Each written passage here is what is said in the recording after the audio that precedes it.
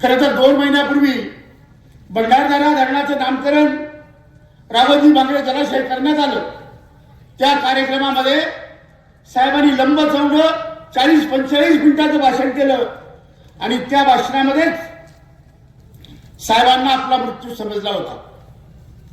ते भाषण करत असताना साहेबांचे शेवटचे उद्गार असे, अरे आता माझं सगळं संपलंय, पण जीव गुंतलाय या पोरामध्ये, वैभवामध्ये जीव गुंतलाय, हे सांगून साहेबांनी आपला शेवटचा निरोप घेतलेला।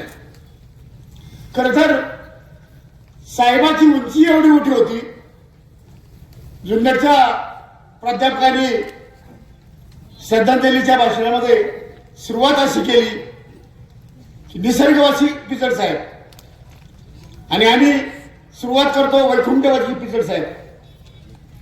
खाडे सर, ज्याला समजेल त्यांनाच समजेल, पिचड साहेब त्यातले नव्हते।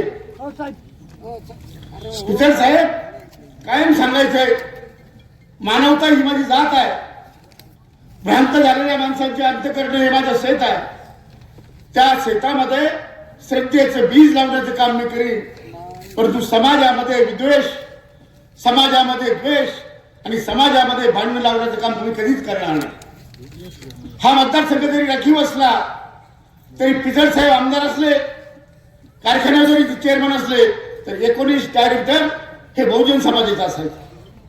वैभव बहुजन युथ संघाचे डायरेक्टर असले, चेअरमन असले, तरी 19 डायरेक्टर हे मराठी समाजाचे आहेत, आणि म्हणून सगळ्या समाजाला बरोबर घेऊन काम करणारा हा अवलिया आज आपल्याकडून गेलेला आहे। खरं तर साहेबांच्याबद्दल किती बोलावं हे कमीच आहे। साहेबांनी कधी कुणाला दुखवलं नाही। साहेबांचे शेवटचे शब्द होते की मी कधी कुणाच्या वैयक्तिक प्रपंचामध्ये लक्ष घातलं नाही, कधी कुणाला वैयक्तिक त्रास दिला नाही, कुणीही मला किंवा माझ्या कुटुंबियांना त्रास देऊ नये, आणि हीच खरी साहेबांना खऱ्या अर्थानं श्रद्धांजली ठरणार आहे।